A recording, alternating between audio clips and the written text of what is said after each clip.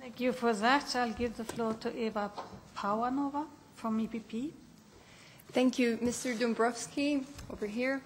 I'm very happy to see you here as Vice President Designate. I've met you a number of times during EPP summits, where you very well demonstrated the effectiveness of the policies and reforms which enabled your country to adopt the euro. I believe that my country, Bulgaria, is keen to follow this positive example, and I think this was demonstrated yesterday at our national elections, where my party clearly, had a clear and convincing political victory against its main opponent. Therefore, I would like to understand your position on one topic that is key not only for my country, but I believe for the European project in general.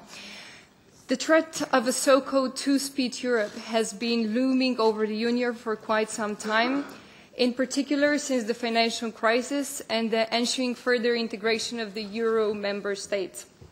How can you assure, as Vice President, that there will be no Europe where further integration of the euro area leads to a disintegration of the Union as a whole, also undermining the ability of all member states to have an equal footing and in the decision-making process that affects their economies? Thank you.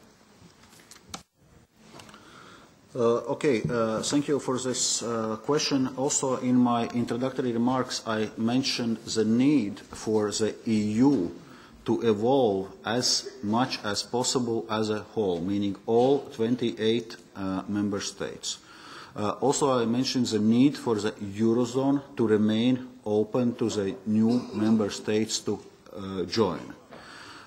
And also, there is a need to preserve the effective functioning of the EU internal market, meaning EU internal market of EU 28. Which means that, of course, there are policies and issues which affects euro area because these countries are sharing the same currency. But at the same time, euro area should not become something exclusive, something which would attempt to undermine the EU's internal market. So those decisions which regard EU internal market should be taken at the level of EU 28. That's quite clear, and the new Commission will stick with this principle. Thank you. Thank you. I'll give